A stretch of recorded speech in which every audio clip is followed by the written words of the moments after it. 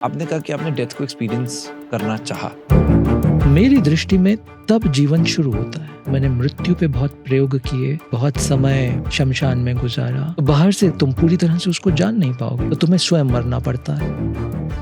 क्या आपने अपनी डेथ देखी? यस, मैंने काफी समय मणिकर्णिका घाट पे भी बिताया, काशी में।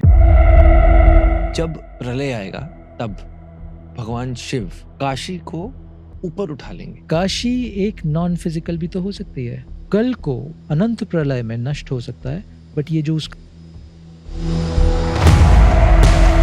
जहां काशी सही में वास करता है, आप उस शिव को किस तरह से डिफाइन करें?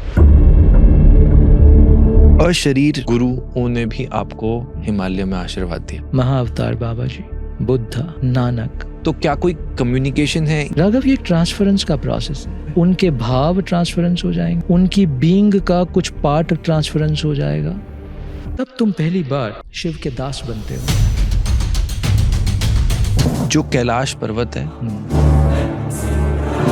पोर्टल्स की मिस्ट्री है, जो वहां पर योगिक सिटीज हैं, वो इसी वजह से लोग एक्सप्लोर नहीं कर पाए। वो समय और स्थान की सीमा से परे है। शंभाला की बात होती है, ज्ञानगंज की बात होती है, ये कहाँ से आई? इस ब्रह्मांड में बहुत सारे इम्पोर्टेंट येट डेंजरस चीजें भी हैं, जिनको ईश्वरीय ताकतें उनको लॉक करके रखती हैं ऐसे स्थान। क्या आपने अपनी कभी साधना में वहां का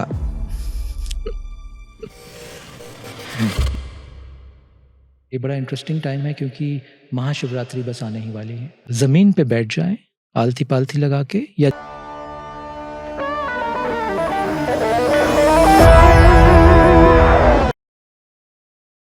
दोस्तों, आज का एपिसोड एक्सपीरियंशियल होने वाला है। मैं आपसे हम्बली रिक्वेस्ट करना चाहता हूं, अगर आप स्पिरिचुअल पाथ में नहीं हैं, प्लीज स्किप दिस, क्योंकि हमारे आज के गेस्ट ने बताया अपनी मृत्यु का एक्सपीरियंस, डेथ का एक्सपीरियंस। कुछ लोग हो सकता है कि इसे ना महसूस कर पाए और वो डिसरिस्पेक्ट करें, अनरियलिस्टिक है, अनबिलीवेबल है। मैं पहले ही बता रहा हूं, जब तक इस एपिसोड को आप एक स्पिरिचुअल लेंस से महसूस नहीं करेंगे, आप हमारा मैसेज नहीं समझ पाएंगे। अगर कर लिया, मैं वादा करता हूं, by the end of this episode आप अपनी स्पिरिचुअल जर्नी में एलिवेट होंगे, खुद महसूस करेंगे।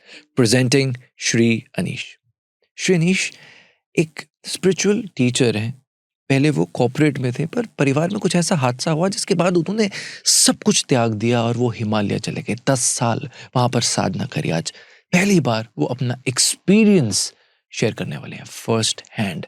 हायर सोल्स के साथ उन्होंने कैसे कनेक्ट किया, जो महर्षियों को हम पूजते हैं उनके साथ उनका क्या कांटेक्ट हुआ। बहुत ही इंपॉर्टेंट और लाइफ चेंजिंग कॉन्वर्सेशन है।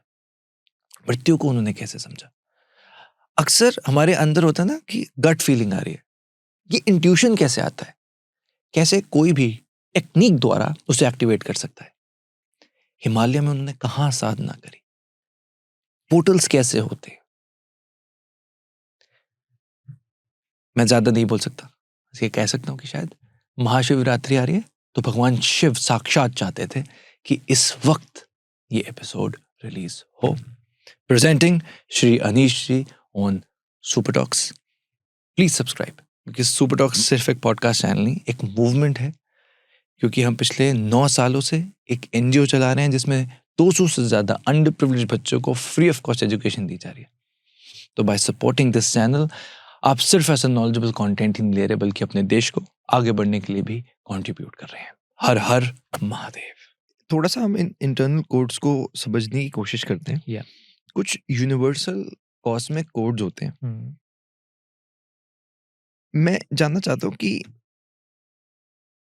रात 2:25 से 4:15 तक नींद अपने आप कैसे खुल जाती है? ये वही कॉस्मिक कोड काम कर रहा है राघव पीछे। प्रकृति में बहुत सारी ऊर्जा का खेल है। रात्रि के टाइम तमस की ऊर्जा बहुत बड़ी होती है, तभी सारी प्रकृति सो जाती है। सो गए तो एकदम पैरासिम्पैथेटिक नर्वस सिस्टम एक्टिवेटेड है आपका। You are in deep relaxation, गहरी नींद में गए, पूरा सिस्टम अंदर से रिचार्ज हो चुका है और हील हो चुका है। अब अगर निद्रा को प्रोलॉन्ग कर दोगे तो तमस वापस आ जाएगा। अगर तुम दिन में किसी दिन लेट उठते हो तो तुम थके हुए उठते हो, करेक्ट? ये जो 2:15 2:30 से लेकर 4:30 4 का जो प्रोसेस है, इस समय cosmic energies are most vibrant in sattvic state, not in राजसिक स्टेट। तो सत्व नेचर में, प्रकृति में सबसे ज्यादा विद्यमान है इस समय। प्राण ऊर्जा प्रकृति में सबसे ज्यादा विद्यमान है इस समय। और तुम्हारा ब्रेन, क्योंकि वो सो चुका है, रात को डीप स्लीप में जा चुका है, तो उसका पैरासिम्पैथेटिक नर्वस सिस्टम बहुत एक्टिव है, तो वो फुल एब्जॉर्प्शन और रिलैक्सेशन की स्टेट में, राइट? एब्जॉर्प्शन और रिलैक्सेशन। इस स्टेट में जब तुम्हारी नींद टूटती है तो ये cosmic knock on your door है कि राघव जाग जाओ, सही में जागने का समय आ गया। अगर इस समय को सीज कर लिया तो बहुत कुछ भीतर खुलने लगेगा, और अगर इस समय को सीज नहीं किया तो फिर जिंदगी मैकेनिकल लूप में चलती है। वही सुबह होती है, वही शाम होती है, जिंदगी यूं ही तमाम होती है। तो ये एक ऐसा समझ लो, एक हल्का सा डोर खुलता है। It's like a portal opening. जिसने भी इस पोर्टल को सीज कर लिया, इस दरवाजे को सीज कर लिया, उसके आगे कुछ नया खुलेगा। क्या? हाँ, उसके आगे अभी हमने जो पीछे बात की ना, अस्तु मां सद्गमया, विवेक शक्ति की हमने थोड़ी बात की, उसकी विवेक शक्ति ज्यादा जागने लगेगी। अब उसको अपने डिसीजंस के लिए किसी बाहरी व्यक्ति या वस्तु या ज्ञान पे डिपेंडेंट होने की आवश्यकता नहीं है। जब आप विवेक शक्ति बोल रहे हैं, इसको हम इंट्यूशन बोल सकते हैं? इंट्यूशन इसका एक पार्ट हो सकता है, ओके। विवेक शक्ति का, हाँ, पार्ट हो सकता है, फुल नहीं है, हाँ, पूरा ट्रांसलेशन नहीं है। ऐसा देखो राघव, अभी तुम जो भी डिसीजन लेते हो जीवन के, तुम बाहर की इंफॉर्मेशन पे डिपेंडेंट होते हो, डेटा इनपुट पे डिपेंडेंट होते हो, लोगों पे डिपेंडेंट होते हो, तो बहुत सारी डिपेंडेंसीज हैं। ये डिपेंडेंसी इसलिए है क्योंकि स्वयं की विवेक शक्ति अभी इतनी प्रबल नहीं है कि वो आंख बंद करे और इस क्षण में जान जाए ये करने योग्य है, ये करने योग्य नहीं है, जैसे हमारे ऋषि करते थे। जैसे ऋषि करते थे। करेक्ट? पहला। दूसरा, विवेक शक्ति के बाद दूसरी चीज आती है जिसको हम बोलते हैं इच्छा शक्ति, पावर ऑफ विल। विवेक शक्ति जाग गई मगर इच्छा शक्ति नहीं जागी हुई है। तो तुम्हें पता तो है क्या करने योग्य है, क्या करने योग्य नहीं है, बट तुम्हारा शरीर और मन साथ नहीं दे रहा। तो इच्छा शक्ति चाहिए कि ये नहीं करने योग्य, नहीं करूंगा, ये करने योग्य है, करूंगा। So there is a strength of will. इसका सिंपल एग्जांपल अगर ऐसे समझें कि सबको पता है कि पार्क में सैर करने से पेट अंदर होगा, करेक्ट, पर कोई कर फिर भी नहीं पाता। करेक्ट। और मैंने रात को हैवी डिनर कर लिया और अब मुझे गड़बड़ होगा, और उसके बाद मिठाई और खा लिया मैंने। अब ये पता है कि this is a bad combination. Right, पता सबको है पर पता है। कर नहीं पाते। यही पावर ऑफ विल की बात कर रहे हैं आप। इसको तो सुंदर शब्द है इच्छा शक्ति। बहुत सुंदर। राइट।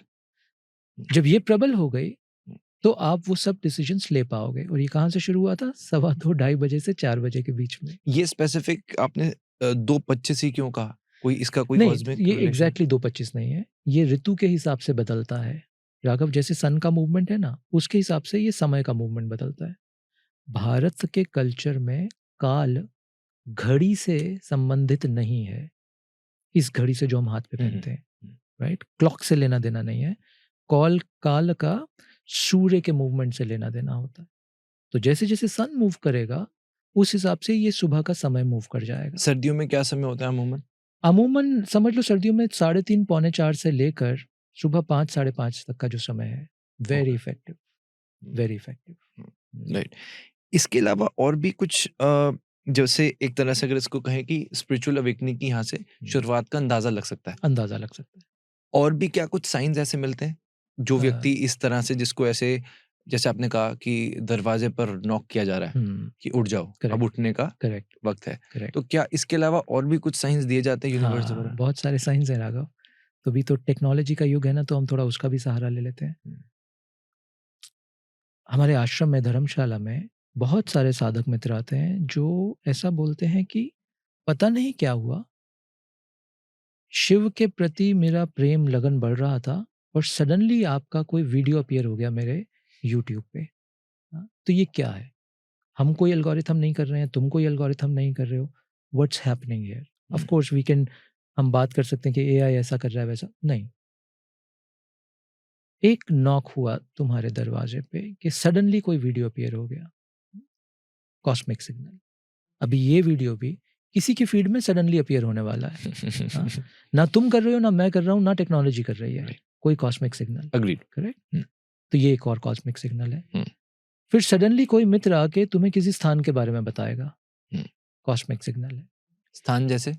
तो कोई बोलेगा मैं काशी जा रहा हूँ, या मैं काशी गया, मुझे ऐसा अनुभव हुआ, आउट ऑफ नोवेयर, और तुम कहोगे अरे ये तो 5 साल से मेरा भी मन था जाने का। तो कुछ ऐसा होगा, कोई व्यक्ति ऐसी बात कर देगा जिससे तुम्हारा जो एक दबा हुआ ख्याल था वो एक्टिव हो जाएगा। इसको ऐसा देखो, ईश्वर, मैं तो शिव का नाम लूंगा, शिव मल्टीपल तरीके से हमारे जीवन में आके नॉक कर देते हैं, मल्टीपल तरीके से। बहुत अद्भुत तरीके हैं। कोई, तुम सड़क पे जा रहे हो अननोन, और सडनली तुम्हें कुछ, एक बैल तुम्हारे सामने तुम्हारे पास आके खड़ा हो जाएगा, तुम्हें लगा ये क्या हुआ, एक काला कुत्ता गुजर जाएगा तुम्हारे पास से, आउट ऑफ नोवेयर। तो ये बहुत सारे इस तरह के कॉस्मिक मिस्टिकल सिग्नल्स तुम्हें दिखने लगेंगे। नींद तुम्हारी टूटने लगेगी, तुम्हारा फूड के प्रति कनेक्शन चेंज होने लगेगा। अभी तुम रात को स्पेशली बहुत हैवी खाना नहीं खा पाओगे, तुम कहोगे यार मैं तो कुछ ऐसा ध्यान योग नहीं कर रहा, बट ज़्यादा ना खाने का मन नहीं कर रहा आजकल मेरा, तो तुम्हारी भूख कम हो रही है, तुम्हारी निद्रा कम हो रही है, तुम्हारी लोगों के प्रति वो होता है ना डिपेंडेंसी या पकड़ या मोह, सडनली थोड़ा कम होने लगेगा। तुम्हें बहुत सारी डे टू डे चीज़ों से फर्क पड़ना कम हो जाएगा, तुम्हारी संसार के सब्जेक्ट्स में रुचि कम हो जाएगी, तुम्हारा न्यूज़ देखने का मन नहीं करेगा, तुम्हारा कोई खामखा का सिनेमा देखने का मन नहीं करेगा। ये सब आंतरिक शिफ्ट हो रहे हैं, ये सब कुछ सिग्नल दिए जा रहे हैं तुम्हें। और आपको ही क्यों?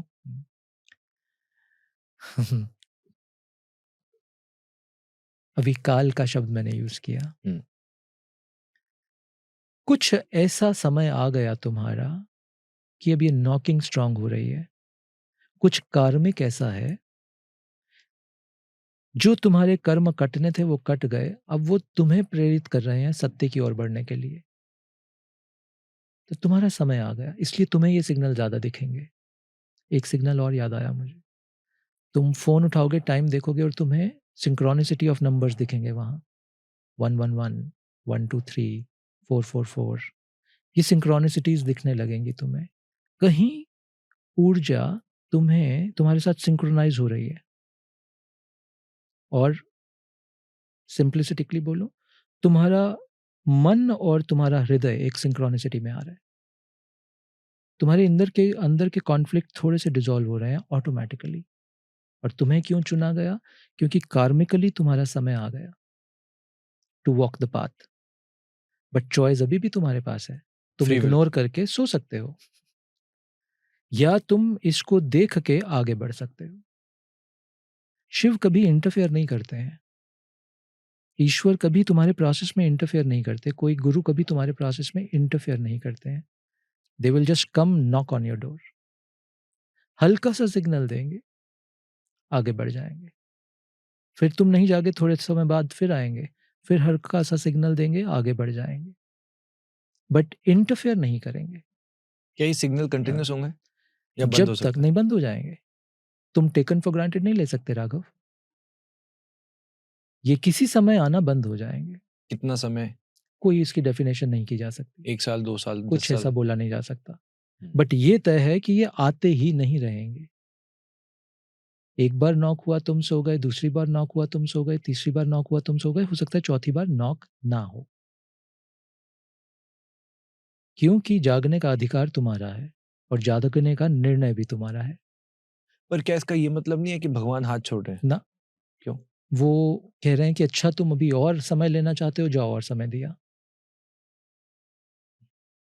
और उस और समय में फिर जीवन के दुखों और सुखों से जूझोगे, कि रीबर्थ करते रहो और फेस करो। फेस करते रहो। कभी तो थक ही जाओगे ना राघव, और ये सोच लोगे कि नहीं यार अब समय आ गया, बहुत हो गया, हर व्यक्ति के जीवन, अच्छा एक और चीज़ इंटरेस्टिंग बताता हूँ इसके साथ, मल्टीपल लाइफ्स की बात नहीं करते, इसी लाइफ की बात बताता हूँ। हर व्यक्ति के जीवन में राघव, जो भी व्यक्ति ने जन्म लिया, उसके जीवन में एक समय ऐसा आता है जब नॉकिंग बहुत स्ट्रांग हो जाती है, बहुत सिग्नल आने लगते हैं। उनमें से एक सिग्नल ये भी है कि तुम्हारी जो भी कंफर्टेबल व्यवस्था है वो टूटने लगेगी। बाहर से देखोगे तो दुख जैसा लगेगा। तुम्हारे नौकरी व्यापार में उलझने आने लगेंगी, तुम्हारे रिश्तों में उलझने आने लगेंगी, तुम्हारे शरीर के स्वास्थ्य में उलझने आ सकती हैं। ये भी नॉकिंग ऑन द डोर है। इसको हम क्या बोलते हैं? Mid life crisis. हर व्यक्ति गुजरता है इससे, और एक पीरियड हर एक के जीवन में आता है जब ये बहुत इंटेंसिफाई हो जाता है, so called mid life crisis. आमतौर पर ये 35, 36, 37, 40 के दौरान आता है। तुम्हारे जीवन में इस बर्थ में तुमने एक साइकिल कंप्लीट कर ली है, अगली साइकिल शुरू होने से पहले फिर एक द्वार खुला है। राइट। यू सीज इट, तुम उस द्वार में प्रवेश करो तो यात्रा आगे बढ़ेगी।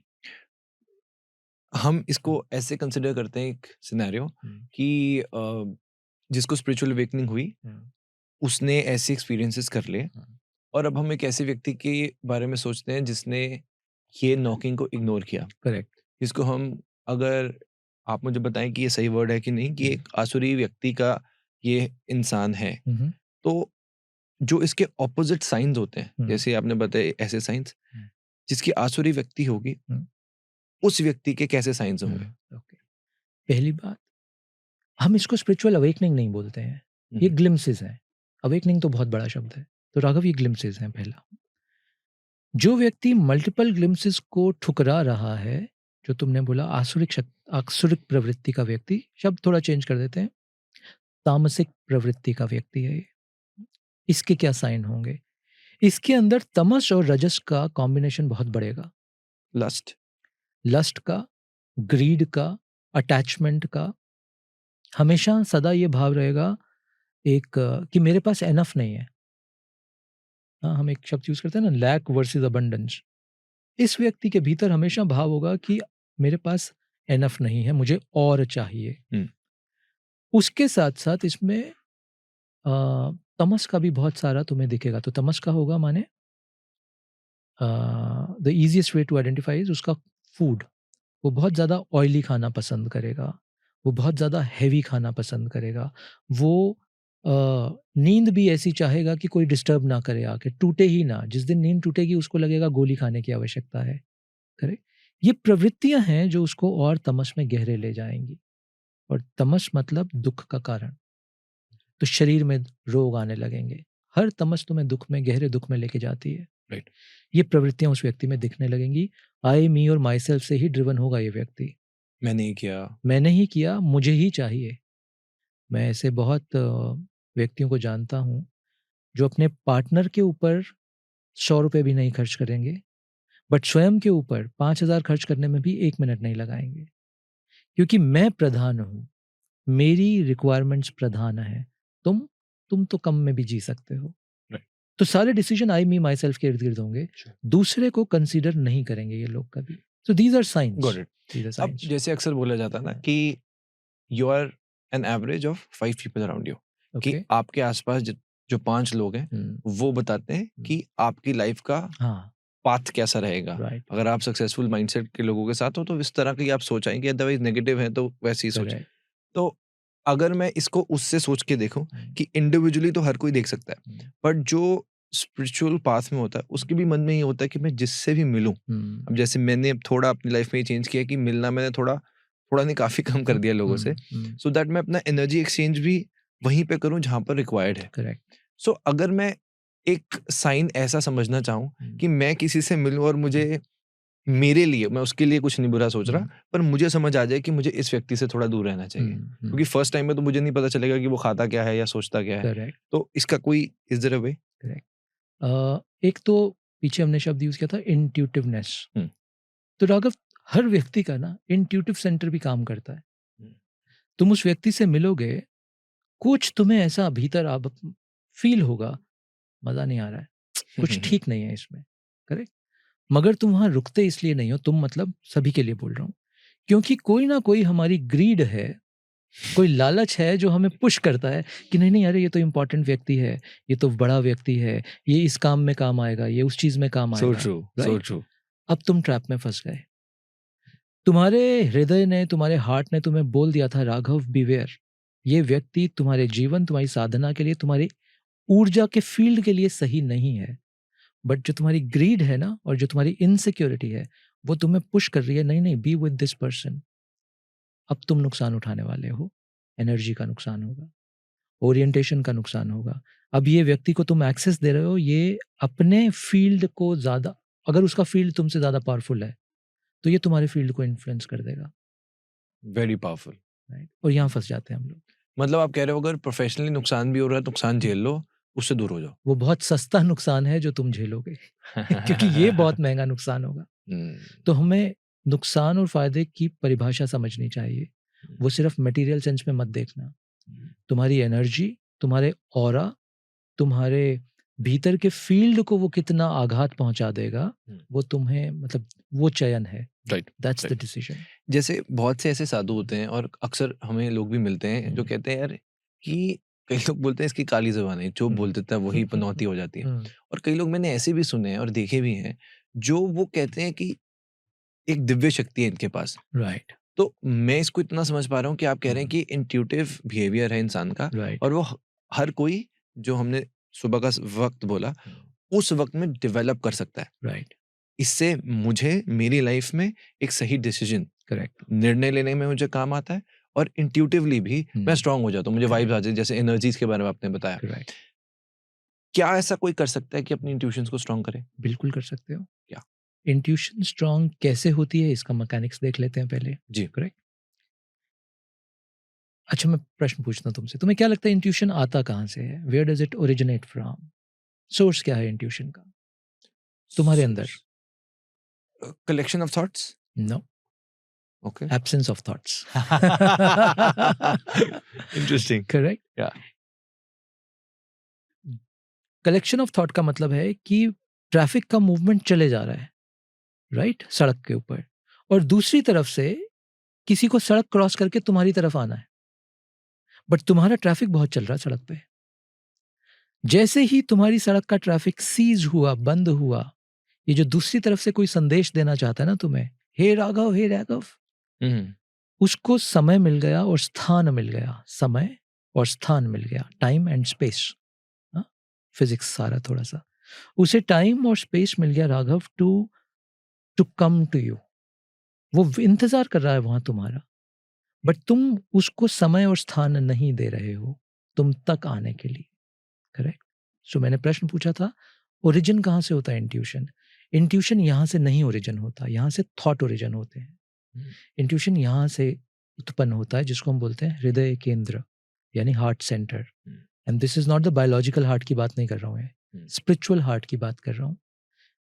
जो सोर्स कोड है तुम्हारा, जो तुम्हारा कनेक्शन है ईश्वरीय जगत से, उसको हम हार्ट सेंटर बोलते हैं। योगिक सेंस में, तांत्रिक सेंस में उसको बोला जाता है अनाहत चक्र। करेक्ट। ये कनेक्टेड है ईश्वरीय जगत से, या ऐसा बोलो ईश्वर का वास ही यहीं पे है, तुम्हारा सोर्स कोड यहाँ पड़ा है सारा। ठीक। क्योंकि तुम्हारा मन इतना विचलित होता है, थॉट्स का फ्लो हर समय इतना चलता रहता है कि ये बोल ही नहीं पाता तुमसे, ये तुम्हारे तक संदेश ही नहीं पहुंचा पाता।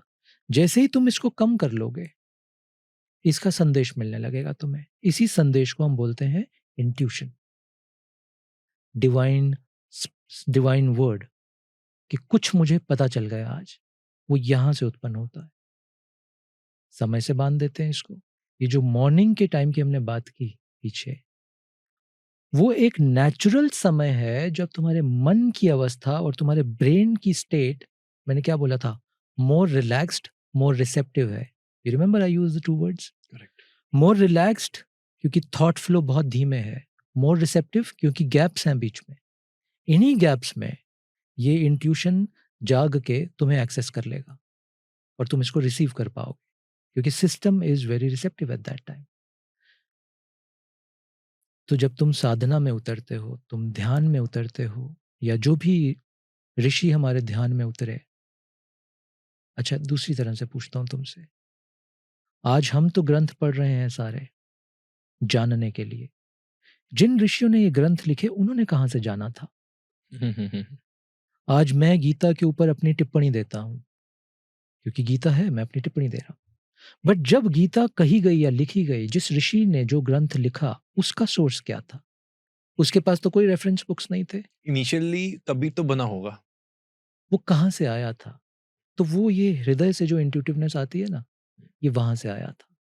इसीलिए सारे ग्रंथ एट्रिब्यूट किए जाते हैं सभी ऋषियों को। ऋषि मतलब ध्यानी, मौनी, जो मौन को साधते हैं, ध्यान में गहरे उतरते हैं, क्योंकि सारा राज, सारा रहस्य वहाँ खुलता है तुमसे।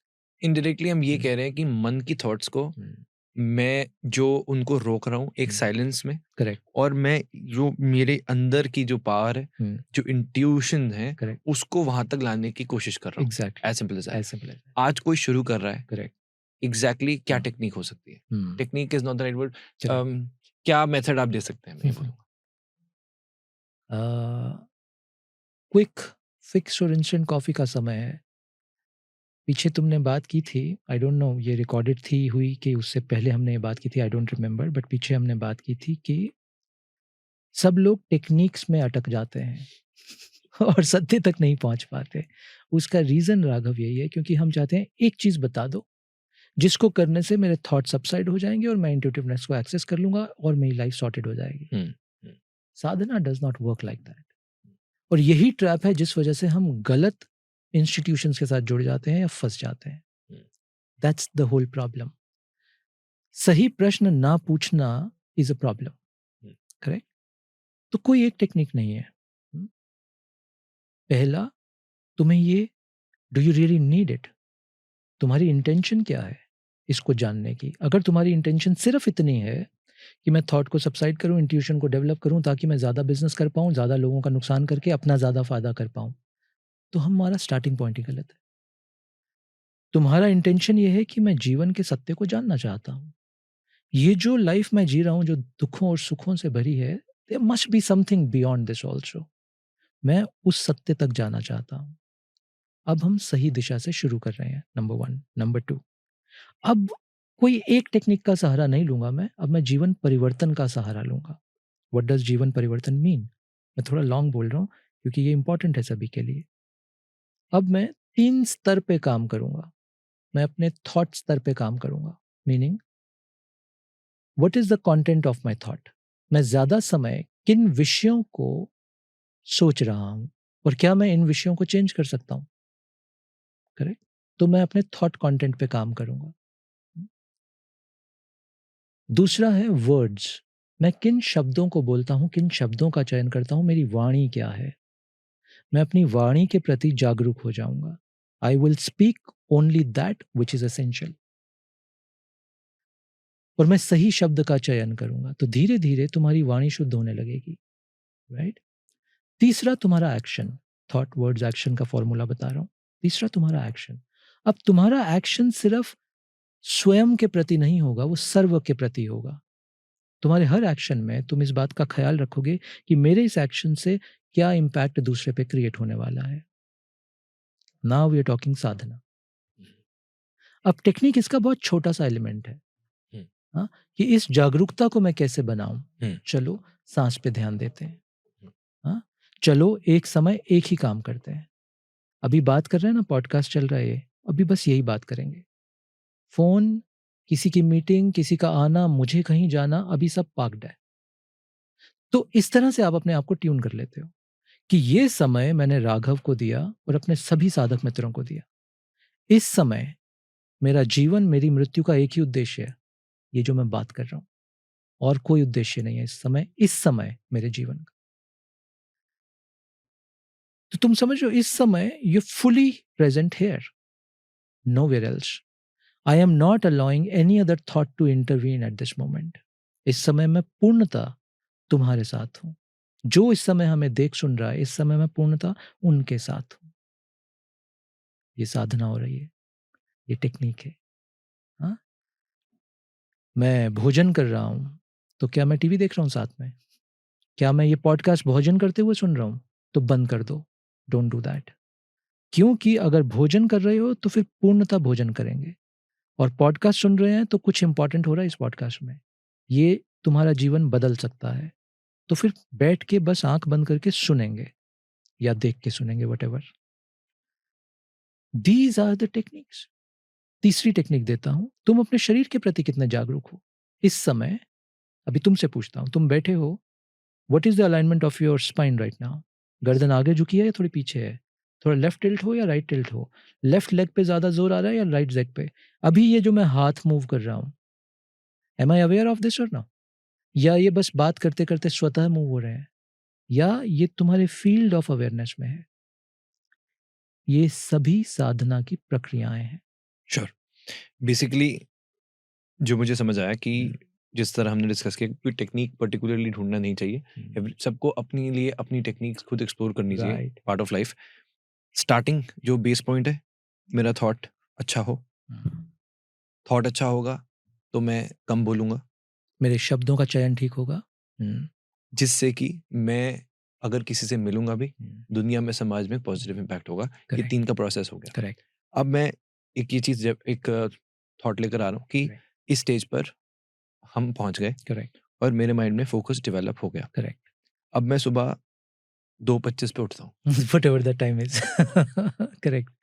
अब एक मे बी इनिशिएट करने के लिए मैं क्या ध्यान कर सकता हूँ या किस तरह से मैं इस प्रोसेस पे आ सकता हूँ? क्योंकि जितनी क्लैरिटी देंगे मुझे लगता है ये उतना प्रैक्टिकल पॉडकास्ट लोगों के लिए बन पाएगा। करेक्ट। हाँ, जो अभी हमने थॉट, वर्ड और एक्शन की बात की, ये अपने आप में कई वर्षों की साधना हो सकती है। हाँ? तो पहले तो आदमी को यहीं स्थित होना होगा, बट चलो माना कि यहाँ स्थित हो गया, what is the next step now? अब मैं कुछ ऐसा बोलूंगा जिसको तुम पहले, जिसका तुम विरोध कर रहे थे। अब मैं कुछ ऐसा बोलूंगा। इस स्टेज पे राघव, तुम्हें दो चीजों की आवश्यकता है अब। एक्चुअली चलो पूरा ही खोल के बताता हूं तुम्हें। इस स्टेज पे अब तुम्हें 5 चीजों की आवश्यकता है। ध्यान से सुनो। सबसे ऊपर इन पांचों में इष्ट देव हैं या इष्ट हैं तुम्हारे। हाँ? इष्ट क्या हुआ? शिव, देवी, राम, हनुमान, राधा। राधा, ये सब इष्ट हैं। इस समय तुम्हें पता होना चाहिए तुम्हारे इष्ट कौन है और क्यों है वो तुम्हारे इष्ट। तुम्हारा संबंध तुम्हारे इष्ट से बहुत गहरा होना चाहिए इस समय। Number 1 top, practical. नंबर 2, इस समय तुम्हारे जीवन में किसी गुरु का आगमन होना चाहिए। गुरु के 2 डायमेंशन। डायमेंशन 1, अशरीरी गुरु, कोई ऐसे गुरु जो अब शरीर में नहीं है, जा चुके हैं शरीर छोड़ के, चलेगा। बट बेहतर है शरीरी गुरु, कोई ऐसे गुरु जिनके साथ, जो अभी शरीर में है और जिनके साथ तुम्हारा संपर्क हो सकता है। विद हुम, जो पहला जमाना था ना, जहां से शब्द आया उपनिषद, कि तुम अपने गुरु के साथ बैठ के, चरणों में बैठ के ज्ञान की बात करते थे, सत्संग किया जाता था। अगर ऐसी व्यवस्था हो, बहुत सुंदर। नहीं हो तो किसी फॉर्म में गुरु का प्रवेश तुम्हारे जीवन में इस समय चाहिए तुम्हें, इस जर्नी को, इस साधना को आगे लेके जाने के लिए। तीसरा, साधना। इस समय तुम्हें एक बहुत सिस्टमैटिक साधना की आवश्यकता होगी। हुँ? वो कोई यौगिक प्रक्रिया हो सकती है, वो कोई नाम जप का फॉर्मूला हो सकता है, वो कोई ध्यान की विधि हो सकती है। आम तौर पर ये गुरु द्वारा प्रदान की जाएंगी साधना। चौथा, इस समय तुम्हें अत्यंत आवश्यकता है संघ की, कम्युनिटी की। तुम्हारे आसपास ऐसे जन तुम्हें चाहिए जो इसी पथ पे आगे चल रहे हैं। हाँ? ये गेम चेंजर है बाय द वे। अगर इसको नहीं डेवलप किया तो कुछ अधूरा रह जाएगा, भटक सकते हैं हम कहीं। तो संघ का होना अत्यंत आवश्यक। पांचवा, इस समय तुम्हें सेवा में उतरना होगा। वाई? क्योंकि सेवा ही एक ऐसा माध्यम है या एक ऐसा प्रोसेस होगा जब तुम अपने लिए ना सोच के दूसरे के लिए काम करते हो। ये तुम्हारे रजस को प्योरीफाई करता है। रजस मतलब doing energy, the energy of action. तुम्हारे एनर्जी ऑफ एक्शन को प्योरीफाई सिर्फ इस पृथ्वी पे एक ही चीज कर सकती है, वो है सेवा। इसीलिए भारत में, और बल्कि बोलूं तो विश्व के सभी स्पिरिचुअल मूवमेंट्स ने सर्विस स्लैश सेवा को बहुत प्राथमिकता दी है। क्योंकि रजस को प्योरीफाई नहीं कर सकते बिना सेवा के। और आज के युग में लोग ज्यादा तो रजस प्रधान है या तमस प्रधान है। जी। Very important to Right. Purify this. इष्ट, गुरु, साधना, कम्युनिटी और सेवा। हम एक एग्जांपल लेते हैं। राधा नाम का उपासी है या कोई शिव बोल सकता है। गुरु से इनिशिएट नहीं हुए हैं, पर मैं अंदर से मानता हूँ कि मुझे कॉलिंग आ रही है गुरु के लिए, क्योंकि Correct. काफी समय मुझे लगता है लोगों को इसमें भी लगता है, एक ये कहना तो गलत है कि गुरु को वो चुनता है, गुरु ही बच्चे को चुनते हैं, पर मैं ये कहूंगा कि एक कंफ्यूजन वाली स्टेट में होते हैं, बट अंदर से कॉलिंग आ रही होती है कि ये ही मेरे गुरु हैं, क्योंकि मैं उनको रोज सुनता हूँ, तो मैं भी उसी से मैं अलाइन करता हूँ थॉट्स। तो गुरु से इनिशिएट नहीं हुए हैं। अब थर्ड स्टेप जो है, साधना कोई कर रहा है, क्या कर सकते? अगर तो गुरु से साधना नहीं मिली है तुम्हें, जैसा तुमने बोला, तो फिर फिलहाल के लिए तुम अपने मन से साधना चूज कर लो। चूज कर लो जैसे? कितने सारे प्रभाव है ना। आप अपने परिवार में देखते हो कोई राधा जी का नाम जप रहा है, आप अपने परिवार में देखते हो कोई विपश्यना का ध्यान कर रहा है, कोई अनापान सती कर रहा है, कोई किसी प्रकार का प्राणायाम का अभ्यास कर रहा है। जो भी तुम्हें इस सारे सिस्टम में अपील करे, तुम वहां से शुरू कर लो। Sure, for reference, but nothing serious. Nothing serious. Okay, start करने के लिए, स्टार्ट करने के लिए इजी, राइट, सिंपल। अगर मैं अभी के रेफरेंस में, क्योंकि जो आपको कंज्यूम कर रहे होंगे आज, वो आपकी इस एनर्जी से कनेक्ट कर रहे हो, करेक्ट, मे भी हो सकता है उनके लिए आज डे 1 हो, करेक्ट। तो आप ये फील कीजिए कि ये सब अभी आपके पास आश्रम में है, ठीक है, दिस इज द डे 1, ठीक है। और वो भी एक स्टेट ऑफ कंफ्यूजन में है, बट उनको अच्छा लग रहा है यहाँ पर आके, क्या स्टार्ट करें in terms of Sadhana? Yes. तो इनफैक्ट ये बड़ा इंटरेस्टिंग टाइम है, क्योंकि महाशिवरात्रि बस आने ही वाली है। हाँ? तो ये समय अगर कोई मेरे पास आश्रम में आता है, तो हम उनको इनिशिएट करते हैं पंचाक्षरी नाद साधना में। पंचाक्षरी नमः शिवाय, इसके ऊपर हम प्रणव लगाते हैं ओम का, और इसको हम नाद के रूप में साधकों को इनिशिएट करते हैं। नाद के रूप में मतलब हमने पंचाक्षरी मंत्र को एक सर्टेन टेक्निक से उच्चारण किया हुआ है, और कुछ सर्टेन फ्रीक्वेंसीज उसमें डाली हुई हैं। तो एक ये साउंड कैप्सूल जैसा है, तो आप उसको हेडफोन से कान में सुन के उसके साथ आप उस जप में प्रवेश करते हो। तो ये सबसे सिंपल, सबसे सेफ और सबसे सीधा मार्ग है साधना को शुरुआत करने का। कोई भी कर सकता है जो आज कोई सुन भी रहा है? कर सकता है, एनीबॉडी कैन डू इट। और जो सुबह का वक्त बताया, स्टिल रहकर इनका नाम जप कर सकते हैं। कितना समय से एटलीस्ट शुरू करना चाहिए, बिकॉज़ एकदम से मन नहीं स्थिर होगा? जो मिनिमम नाद हम पंचाक्षरी मंत्र का उच्चारण करें, कम से कम 18 बार करें। ओके, शुरू करने के लिए। तो जो सुबह का वक्त है उसमें वो शुरू ऐसा? तो मैं एक छोटा सा सिस्टम आज आपको दे ही देता हूँ, प्लीज। तो प्रैक्टिकली मदद करेगा। जिस साधक को भी शिव से कनेक्शन फील होता है और उनको किसी प्रैक्टिकल साधना में उतरना है, डू द फॉलोइंग।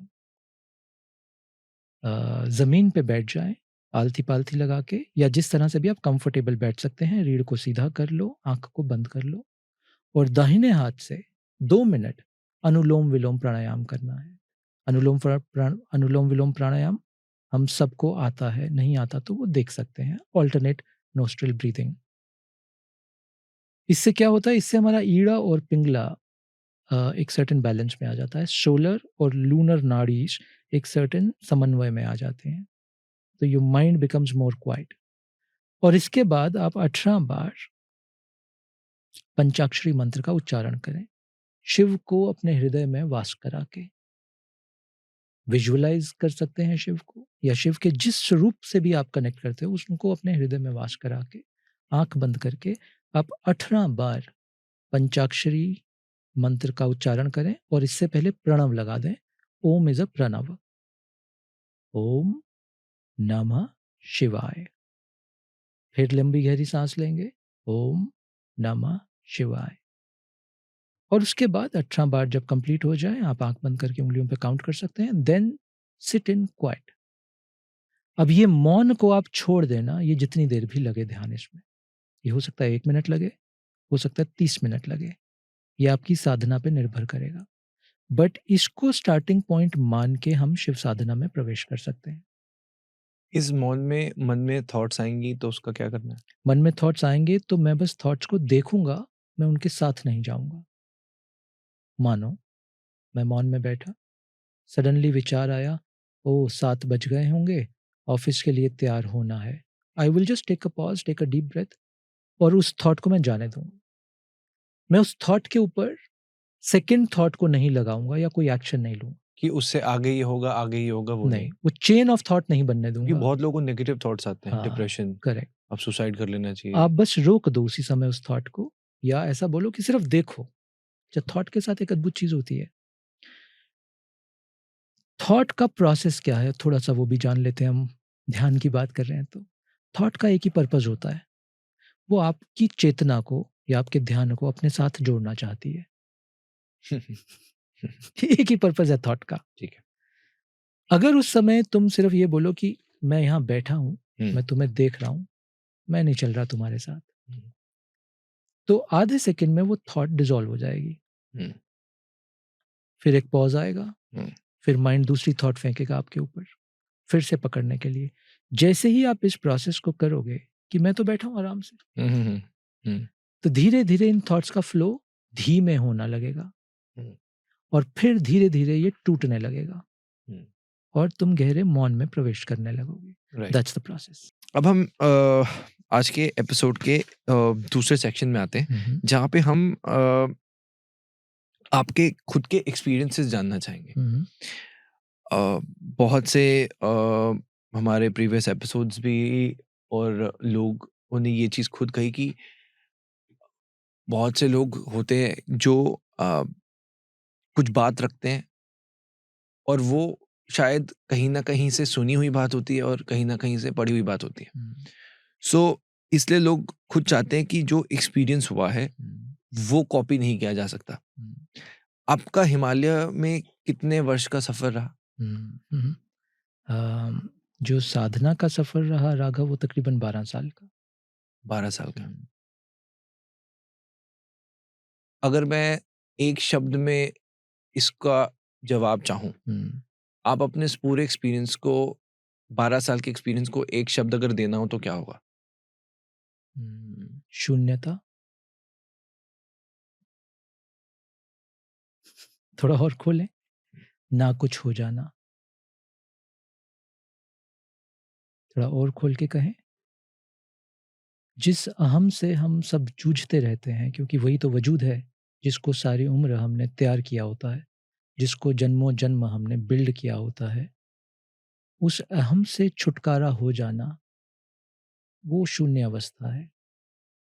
जब छुटकारा हो जाने का अर्थ ये हुआ कि जब वो आप पे हावी नहीं रहता, आप उसको उठा सकते हो, वो कपड़े की तरह, शॉल की तरह धारण कर सकते हो जब उसकी आवश्यकता है तो, बट वो आपके सिर पे नहीं चढ़ा रहता।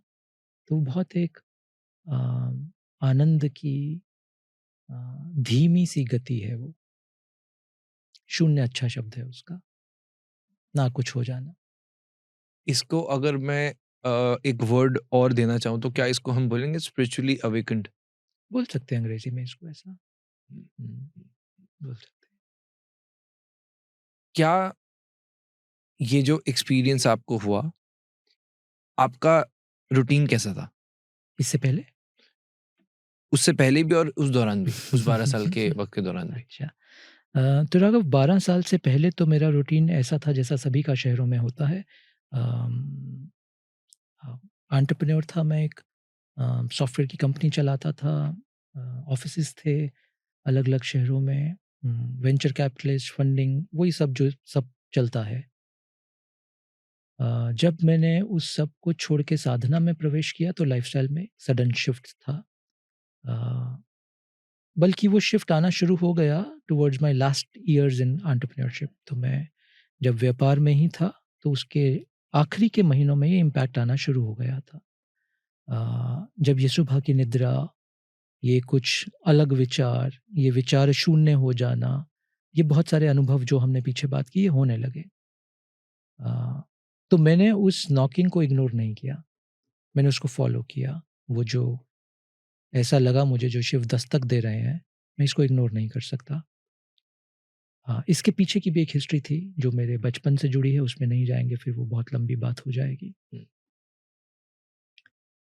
तो इन 12 वर्षों में ये पूरे वर्ष बहुत साधना के अ, ज़्यादा कठिन, दुखदाई भी थे।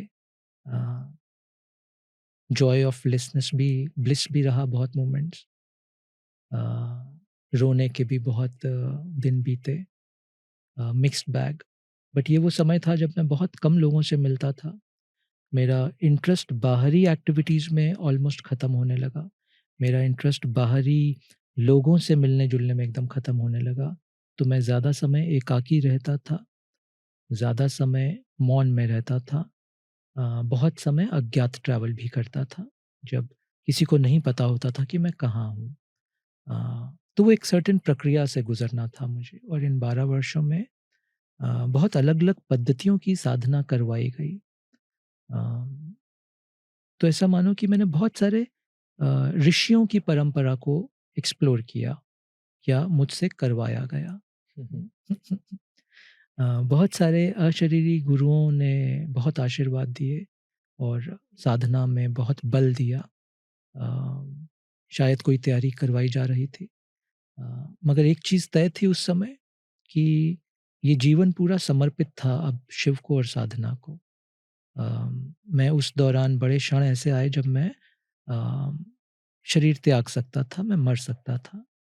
और मैं बहुत खुश था उस सब के लिए। देयर वाज़ नो, कोई भय की अवस्था नहीं थी कभी भी। अ, तो मैंने मृत्यु पे बहुत प्रयोग किए। मैंने बहुत समय शमशान में गुज़ारा। अ, कोई ऐसी बड़ी साधना नहीं की मैंने उसमें। Just to see the process of dying.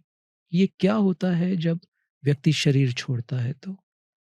और वो समय ऐसा भी था राघव कि अगर मुझे कहीं समाचार मिलता था कि मेरे किसी परिवारजन में, किसी दूर-दराज भी कोई संबंधी शरीर त्यागना की अवस्था में आ गए हैं, तो मैं कोशिश करता था कि मैं वहाँ तक पहुँच जाऊँ। क्योंकि मैं विटनेस करना चाहता था उन सभी जनों का आखिरी पल, कि वो क्या एग्ज़ैक्ट मोमेंट है जब चेतना शरीर छोड़ती है। वो क्या मोमेंट होता है और क्या अनुभव है उस समय? क्योंकि वो प्रोफाउंड है वो समय। एक बड़ी घटना घट रही है पृथ्वी पे उस समय। तो मैं उस सब को बहुत क्लोज़ली विटनेस करना चाहता था, और इसीलिए मैंने काफ़ी समय मणिकर्णिका घाट पे भी बिताया, काशी में, शुरू के दिनों में, साधना के शुरू के दिनों में। अ, और मेरी नींद आम तौर पे ख़त्म ही हो चुकी थी। मेरे लिए दिन में बस कभी 2 घंटे सोया तो सोया, आवश्यकता नहीं होती थी इससे ज़्यादा, और मैं बहुत चलता था उन दिनों, कहीं तक भी चलता रहता था मैं। बट ये सब अज्ञात के मूवमेंट थे। जब किसी को पता नहीं होता था कि मैं कौन हूँ और कहाँ हूँ। अ, बहुत क्या कहते हैं उसको, शब्द ढूँढ रहा हूँ मैं, बेपरवाही वाला समय भी था एक, कुछ सेंसेस में देखा जाए तो। अ, कोई मेरा ना तो विचार था, ना कोई भविष्य था उस समय। अ, वापस दुनिया में आ जाऊँगा, लोगों के साथ मिलूँगा, ये तो मैंने सोचा ही नहीं था जीवन में कभी। ऐसा माना था कि बस अब यही ब्लिसफुल लाइफ़ है, अब यही चलेगा। और साधना के अंत के समय में जो सब अनुभव रहे, उनसे तो और तय हो गया कि बस अब इसके बियॉन्ड कहीं और आना-जाना, बोलना, कुछ करने का है नहीं। मगर शायद शिव का कुछ और खेल था, तो आदेश दिया उन्होंने कि नहीं, अब समय आ गया कि अब तुम्हें उस कार्य को करना होगा जिस कार्य के लिए तुम्हारा जन्म हुआ है। और तब से अब हम क्या कहते हैं उसको, अ, सेवक बन गए शिव के। राइट। दैट्स हाउ जब इट इज़। आपने कहा कि बहुत खूबसूरत जर्नी, हुँ, और सुनकर बहुत मुझे लगता है पीस लोगों को मन में आ रहा होगा, हुँ, क्योंकि जब आप बोल रहे थे मुझे लगता है कहीं न कहीं मन का विज़ुअल आपके साथ लोग खुद को कनेक्ट करके सोच रहे होंगे कि हम भी हुँ, उस मणिकर्णिका घाट में हैं। हुँ, आपने कहा कि आपने डेथ को एक्सपीरियंस करना चाहा। हुँ, क्या वो आप कर पाए? हुँ। कैसा रहा? कैसे था? इस विषय पे नहीं बात करें तो ठीक है। कुछ चीज़ें राघव, मैं पॉडकास्ट पे नहीं बोल पाऊँगा। या ऐसा कहूँ नहीं बोलना चाहता अभी के लिए। किसी और दिन में भी आ, वो बहुत अलग दुनिया है। फिर मैं उस दुनिया में प्रवेश करता हूँ तो मुझे बाहर आना मुश्किल होता है। तो आज नहीं करते वो। क्या इसको आप out of the body experience बोल रहे हैं, जिस एक्सपीरियंस आउट की आप ऑफ बात कर बॉडी रहे हैं? एक्सपीरियंस बहुत छोटा शब्द है इसके लिए। मगर सांकेतिक है। आउट ऑफ बॉडी शब्द उस बात की तरफ इशारा करता है, उस अनुभव की तरफ इशारा करता है, मगर वो छोटा है। ये शब्द छोटा है। यानी उसका जवाब ढूंढना कि जब एक व्यक्ति मर जाता है, जब किसी की डेथ होती है, तो वो जो एग्जैक्ट सेकंड होता है, उसको एक्सपीरियंस करने की एग्जैक्ट बात हो रही है। यस, एक तरह से हाँ। और दूसरा, वो जो ट्रांजिशन का समय है, एक तो वो क्या है, जो ट्रांजिशन का समय है जब चेतना ने शरीर को छोड़ा। ट्रांजिशन हो रहा है ना, क्या है वो ट्रांजिशन का समय? पहली बात। दूसरी, ये ट्रांजिशन किस चीज में लेके जाता है फिर? उसके बाद क्या हो रहा है? ये कप में से ये पानी, ये कप है आपका बड़ा सुंदर, इसमें से ये पानी गर्म हो गया, भाप बन के उड़ गया। तो दो चीजें हो रही हैं। एक तो ये पानी भाप बन के उड़ा एक मोमेंट। दूसरा, अब इस पानी का क्या हुआ? अब इसकी क्या अवस्था है? अब ये पानी कहाँ है? ये जो भाप बन के गया, ये कहाँ गया? किस अवस्था में है इस? क्या मैं इसको जान सकता हूँ? क्या अभी भी इसको पहचाना जा सकता है? क्या अभी भी इसका कोई स्वरूप है क्या? या ये गया कहाँ पे? वो क्या जगह है जहाँ ये जा रहा है? और वहाँ क्या है फिर? क्या इसको ये नहीं हाँ। बोला जाता कि आत्मा एक शरीर के बाद यूनिवर्स में चली जाती है और अपने ही समय अनुसार दूसरे किसी शरीर में जाती है? शब्दों में ये कहना ठीक है क्योंकि हमारे पास भाषा की लिमिटेशन है। बट ये बात राघव इससे बहुत गहरी और बहुत प्रोफाउंड है। इसमें इतना कुछ है, मतलब जितना ब्रह्मांड आज तुम मैं जानते हैं, ये जो दुनिया जो हम देखते हैं, ये बहुत छोटा है उसके आगे। पर जो थॉट ऑफ एक आइडिएशन जो दी जाती है आफ्टर डेथ, मोस्टली इसी थॉट के अराउंड। एग्जैक्टली, क्योंकि जैसा मैंने बोला ना, हम बोलेंगे कैसे? क्या आप इसको कॉन्ट्रडिक्ट करते हैं, किस बात को? इसी थॉट को? क्योंकि जैसे आपने नहीं, मैं कहा कॉन्ट्रडिक्ट नहीं करता। नहीं करते। नहीं करता। मगर ये थॉट और ये शब्द उसको जस्टिफाई नहीं कर सकते। जब आप जस्टिफाई कह रहे हैं, what do you mean exactly? It's like ये कमरा कितना सुंदर है, मैं बोलूं कि इसको इसमें देखो ऐसा है, ये जस्टिफाई नहीं कर रहा ना इस कमरे की सुंदरता को। तो मुझे फिर थोड़ा अपराध लगता है कि बोल भी दिया और कह भी नहीं पाया।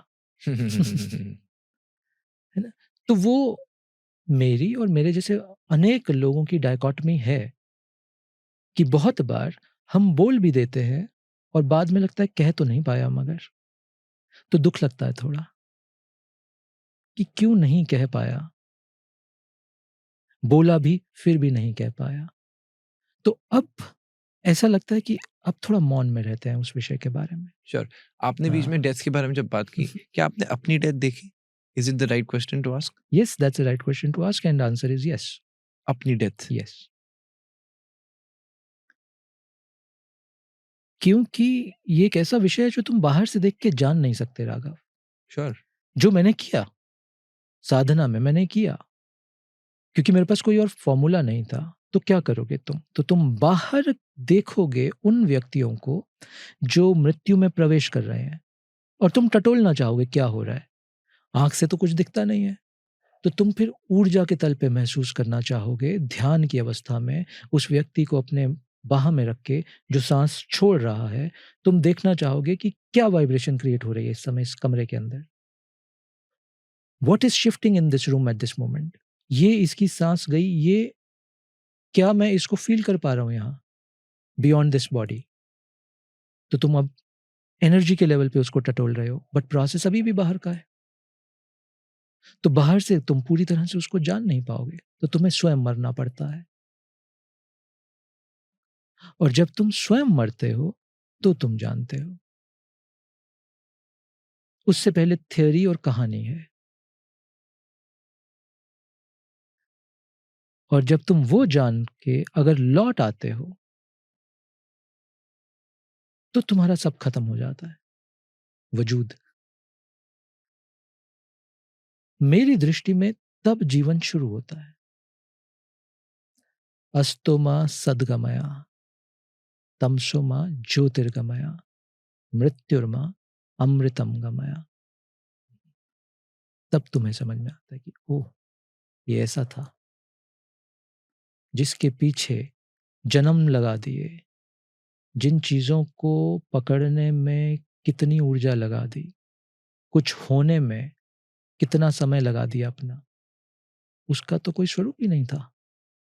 असल तो ये था। एक्सपीरियंस नहीं तो लोगों की बेटर अंडरस्टैंडिंग के लिए जी, इसका कंक्लूजन क्या था?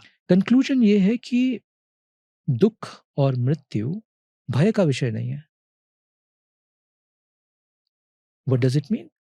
आज राघव तुम जो भी कर रहे हो जीवन में, जो भी कर रहे हो जीवन में, अगर मैं उसके तुमसे क्वेश्चन पूछता जाऊं ना, नेति नेति का प्रोसेस करके क्वेश्चनिंग करता जाऊं करता जाऊं करता जाऊं, हम वहां पहुंच जाएंगे जहां तुम ये डिक्लेयर कर दोगे कि ये मैं सब इसलिए कर रहा हूं because of the fear of death.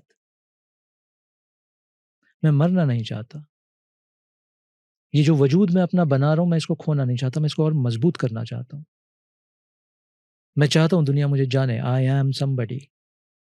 तो मैं फ्यूचर सिक्योरिटी भी करूंगा, इंश्योरेंस भी, मैं सब करूंगा उसके लिए। फिर मैं अपने आगे की जनरेशन भी पैदा करूंगा कि मैं उनके थ्रू जीऊं, मेरा डीएनए चलता रहे। ये प्रकृति का खेल है। तो इस सब का ये मतलब क्या है? इसका मतलब ये है, पहली बात कि मृत्यु भय का विषय नहीं है। दूसरी बात, तुम सब जो भी कर रहे हो जीवन में, तुम भय के चलते मत करो, किसी फियर से मत करो, एज योर एक्सप्रेशन करो कि ये ईश्वर ने मुझे गिफ्ट दिया है, मेरी वाणी का, मेरे प्रश्न पूछने का, ये पॉडकास्ट रन करने का, ये स्कूल चलाने का, ये एनजीओ चलाने का, ये गिफ्ट मिला है मुझे। इस सब के पीछे जो ईश्वर ने मुझे दिया है, let me use all of that and do work of जगत कल्याण। मैं इस जगत के लिए जो कर सकूं, ये जीवन कम है उसके लिए, भय से नहीं, कंट्रीब्यूशन से। और तुम इस अवस्था में आके जियो कि जो कुछ तुम्हारे पास है वो पर्याप्त है। बहुत कुछ किया जा सकता है इसी से भी, साधना में भी, जगत में भी। जब तुम इस भय से मुक्त होगे तो तुम अपूर्णता से मुक्त हो जाते हो। और हर आदमी, तुम सारा व्यापार, पैसा, धन सब इस वजह से जोड़ रहे हो कि पूर्ण महसूस कर लूं। अब तुम सोच के देखो कि तुम्हारा ये अपूर्णता का भाव डिसअपियर हो गया, अब क्रिएशन होगी। इससे पहले क्रिएशन नहीं कर रहे हैं हम लोग, हम प्रूव करने की कोशिश कर रहे हैं। हम लोगों से, दुनिया से, माता पिता से, समाज से एक स्टैंप ले रहे हैं अप्रूवल का कि मैं भी कुछ हूं, अपने पैरों पे कुछ कर सकता हूं। We want to get approval from the world. तब भी तुम यही कार्य करोगे, यही पॉडकास्ट चलाओगे। अब अप्रूवल के लिए नहीं, दिखाने के लिए नहीं, अहम बनाने के लिए नहीं। अब होगा असली योगदान, कॉन्ट्रीब्यूशन टू दिस प्रकृति। अब होगा। उससे पहले तो सब तुम अपना कर रहे हो, मानो या ना मानो। अस्तमा सदगम्या, सत्य तो यही है। गहरे में टटोलेंगे तो निकल आएगा। तब तुम पहली बार, क्या कहते हैं उसको, शिव के दास बनते हो कि अब मुझ में मेरा कुछ ना ही, जो कुछ है वो तेरा। अब तू बता क्या करना है। अब चलती है कहानी। वो जोन है जिसको बोले गजब है वो जोन। इस प्रकृति में, इस सृष्टि में कुछ भी अद्भुत हुआ है, उसी जोन से हुआ है। क्या इसके बाद सबको ऐसा मन नहीं करेगा कि मैं भी अपनी डेथ एक्सपीरियंस कर लूं ताकि मैं भी वैसा फेयरलेस बन जाऊं और अपने जीवन को वैसे जीऊं? अगर ये तुम्हें सुन के मेरी बात नहीं लग रहा तो वेस्ट हो गया मेरा ये कहना और ये समय बिताना यहाँ पे। मैं तो चाहता हूं तुम्हें ये लगे, तुम ये सुन रहे हो, तुम्हें ये लगना चाहिए। अब प्रश्न आएगा तो मैं ये कैसे करूं? राइट? प्रोसेस वही है, ध्यान। ओशो ने एक बार एक अद्भुत बात की। मैंने ऐसे बहुत नहीं पढ़ा सुना उनको, बट कुछ स्टेटमेंट्स कहीं मिल गई तो वो साथ रह गई। तो उन्होंने एक स्टेटमेंट बोली, ध्यान मृत्यु है, तुम्हारे अहम की मृत्यु है ध्यान। वो स्टेटमेंट मेरे ख्याल मैंने ये सुना होगा, साधना के शुरू के दिनों की बात होगी, 18-20 साल पहले। ये स्टेटमेंट मुझे याद रह गई उनकी। अद्भुत है, ध्यान मृत्यु है, क्या मतलब है इस बात का? क्योंकि मेरा तो फैसिनेशन था मृत्यु के साथ। मुझे तो अभयता को जानना था, ये है क्या प्रोसेस? हाँ? ये किस मृत्युर्मा अमृतम गम्य, ये किस अमृत की बात होती है बार-बार? तो जब ये स्टेटमेंट सुनी मैंने उनकी, मैंने कहा कुछ राज बोल गया ये व्यक्ति यहाँ पे। अद्भुत कुछ बात कह गए हैं ये। क्या मतलब है इस बात का? तो जब तुम ध्यान की गहरी अवस्था में प्रवेश करते हो राघव, तो वो मृत्यु जैसी अवस्था है। It's a glimpse of nothingness. Easiest way to enter into that. Right. आपकी लुक भी थोड़ी ओशो से मिलती है, ये ऐसा आपको बहुत लोगों ने मित्र, बोला होगा, बहुत राइट? बहुत मित्र बोलते हैं ऐसा, बहुत। आप इंस्पायर होते हैं उनसे? कुछ अ, कुछ ऐसे गुरु रहे जिनसे मैं बहुत कनेक्शन और फ़ील करता हूँ। बुद्ध, नानक, रामकृष्ण परमहंस बहुत समीप है मेरे हृदय के। रमना महर्षि, ये वास करते हैं मेरे अंदर। हुँ? और उसी श्रृंखला में ओशो। मैं मिला नहीं कभी, मैंने उनको ना ज़्यादा पढ़ा। एक्चुअली मैंने इनमें से किसी भी अ, ऋषि ही बोलूँगा इन सबको, किसी भी ऋषि को मैंने ना पढ़ा ना सुना। क्योंकि साधना में एक और अद्भुत घटना घटी राघव।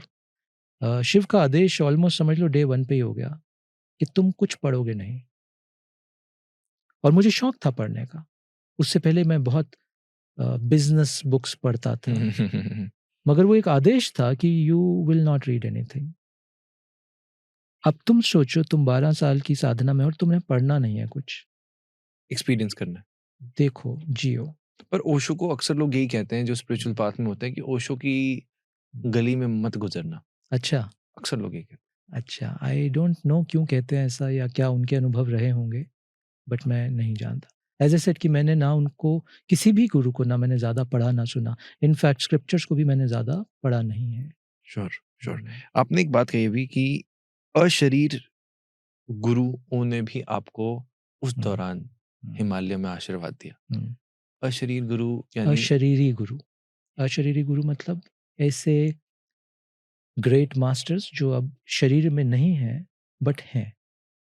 जैसे मतलब नाम बताऊँ उनके? आप कोई अगर शेयर कर सकें? अ, तो जितने भी ये अद्भुत लोगों के अभी भी मैंने नाम लिए, फिर से लेता हूँ। महाअवतार बाबा जी, बुद्ध, नानक, रमना महर्षि, रामकृष्ण परमहंस, ये ये सब हैं। ये बड़ा दुर्भाग्य है, हम बोलते हैं कि ये नहीं है, बट ये सब हैं। तुम इनमें से और भी कितने हज़ारों हज़ार भारत में तो गुरु रहे हैं। तुम किसी भी की चेतना से जुड़ सकते हो। यानी आपने कहीं न कहीं इनके इनके इनकी प्रेज़ेंस को महसूस किया, क्या इसको ऐसे पुट कर सकते हैं? बिल्कुल, और बहुत गहरे में महसूस किया, और एक क्षण में नहीं, महीनों तक महसूस किया। कुछ एक्सपीरियंस अगर आप शेयर कर पाएँ, थोड़ा-सा? तो 12 वर्ष की साधना में राघव ऐसा रहा कि ऑलमोस्ट हर 9 महीने या साल, वो जैसे होता है ना, छोटे बच्चे को आप एक पेरेंट को सौंप देते हो, बोलते हो कि मैं जा रहा हूँ, अब ये 1 साल तक तुमने पालना है। तो जिस समय मुझे अगर सौंपा गया है बुद्ध को, तो अब उस पूरा समय, चाहे वो 9 महीने या साल भर का समय है, अब मेरी चेतना में ना नानक आएँगे, ना रमना महर्षि आएँगे, ना रामकृष्ण आएँगे। अब अगर मेरा आँसू निकलेगा एक भी, तो वो फिर बुद्ध के लिए ही बहेगा। अब इस समय शिव भी नहीं आएँगे। तो ऐज़ इफ वो पूरा साल मैं पूरा बुद्ध की चेतना में लीन हूँ, और मैं पढ़ नहीं रहा हूँ मगर कुछ। मगर बहुत सारी क्रियाएँ, प्रक्रियाएँ भीतर से ही जन्म ने लेने लगीं, जो मुझे बहुत बाद के सालों में पता चला कि ये बुद्धिस्ट प्रैक्टिस है। हुँ। ये कुछ उनकी ऐसी प्रैक्टिस है जो उनके बहुत क्या कहते हैं उसको, इंटरनल मंक्स को सिखाई जाती है। ये मुझे बहुत बाद के वर्षों में पता चली हैं ऐसी बातें। फिर जिस साल अगर मैं साधना में रामकृष्ण के साथ हूँ, तो फिर मैं जीऊँगा ही ऐसे। फिर मेरे बॉडीली मूवमेंट्स भी वैसे होंगे। फिर मैं मतलब क्या बोलें अभी? तो वो पूरी रामकृष्ण की चेतना पूरा मेरे इर्द-गिर्द मेरे साथ होगी फिर। सोते, उठते, जागते मैं सोऊँगा उनके विचार से, उनकी छवि से, मैं जागूँगा उनकी छवि, उनकी वाणी से। मैं ऐसे बात करूँगा उनसे जैसे अभी तुमसे बात कर रहा हूँ। तभी ये बोलना मुझे थोड़ा मुश्किल लगता है अशरीरी गुरु, मगर शब्द यूज़ करना पड़ेगा क्योंकि मेरे अनुभव में वो अशरीरी नहीं है। फिज़िकली बोलो तो हाँ, अशरीरी हैं। परमहंस रामकृष्ण जी जब सुबह उठते हैं, हुँ। आपने अपने शरीर में ऐसा फिर उनके भाव में क्या मन में मॉर्निंग थॉट क्या होता है? मतलब समझा नहीं, प्रश्न दोबारा बोलो। जैसे आपने कहा कि हुँ। जब आप अ, परमहंस रामकृष्ण जी को हुँ, महसूस कर रहे हैं हुँ, और आप उन्हीं की तरह बॉडीली मूवमेंट्स करते हैं, हुँ, हुँ, हुँ, वो विचार सोचते हैं, हुँ, तो उनके विचार से हुँ। नहीं, ऐसा नहीं कि जो वो सोचते हैं वही मैं सोच रहा हूँ, ऐसा नहीं है। उनकी प्रेजेंस तो फील मैं करेंगे। पूरी उनकी प्रेज़ेंस के साथ हूँ अब। तो क्या कोई कम्युनिकेशन है या कोई कोई वो मैसेज देने की कोशिश कर रहे हैं? प्रॉपर कम्युनिकेशन है। एंड वो किस एक बारे ये में? शब्दों में नहीं है कम्युनिकेशन। हुँ, ये ऐसा है, एक मौन का भी कम्युनिकेशन होता है। कभी तुमने कभी अपने किसी बिलवड के साथ अनुभव किया होगा हुँ, कि तुमने देखा और तुम्हें पता है कि वो क्या बोल रहे हैं। शब्द कहने की ज़रूरत नहीं पड़ी। एक ट्रांसफरेंस का प्रोसेस है ऐसा मान लो। हाँ, I think this is a good way to say. Raghav ये ट्रांसफरेंस का प्रोसेस है। तुम जब उस प्रेज़ेंस में हो और अगर वो दान दें और अगर तुम भिखारी हो, तो तुम दान स्वीकार कर लोगे, तुम तक वो दान उनका पहुँच जाएगा। कुछ ट्रांसफरेंस हो जाएगी। एनर्जी के रूप में? उनके भाव ट्रांसफरेंस हो जाएँगे, उनकी बीइंग का कुछ पार्ट ट्रांसफरेंस हो जाएगा। एक समझ लो वो जो क्या बोलते हैं उसको अम्बिकल कॉर्ड, वो जुड़ गया उनके साथ और सब ट्रांसफ़र हो रहा है उसमें। बट रामकृष्ण की क्या देशना थी, उन्होंने क्या किसी को बोला, क्या सत्संग रहे, I do not know. But transference है ये। This is so divine. हम एक बात बोल देता हूँ इस पॉडकास्ट में, बट ज़्यादा नहीं बोलेंगे उस बारे में। ये एक ट्रांसफरेंस की टेक्नोलॉजी भी है, जिससे शरीर के बियॉन्ड की प्रेज़ेंस को महसूस किया जा सकता है और वो संदेश ट्रांसफ़र किए जा सकते हैं। और रशिया के कुछ साइंटिस्ट ने अब की उम्र में इस एज में इसको डेवलप कर लिया है और ऐसे कुछ टूल्स मैंने देखे हैं। ज़्यादा बात नहीं करेंगे, क्लासिफाइड है। यस, ये बट संदेश स्पिरिचुअल नॉलेज के हैं? ये संदेश राघव दोनों तरह के हैं, of that world and of this world too. क्योंकि जैसे मैंने कहा कि जैसे आई थिंक ये ह्यूमन इमोशन होता है और ह्यूमन ये बिहेवियरल साइंस है। जैसे आप कोई बात कर रहे हैं, तो हम आपके साथ चल रहे हैं। करेक्ट, जब हम ब्यूटीफुल। आपके साथ चल रहे हैं, तो मुझे लगता है वो वहाँ से माइंड उठाकर एकदम कहीं पर आना, it takes a time, it correct, takes time. Correct. मैं कुछ चीज़ें एक इसी पे एक बात बोलता हुँ, हूँ। अ, मैंने किसी 1-2 चैनल पे पॉडकास्ट किए, तो वो जो होस्ट होते हैं,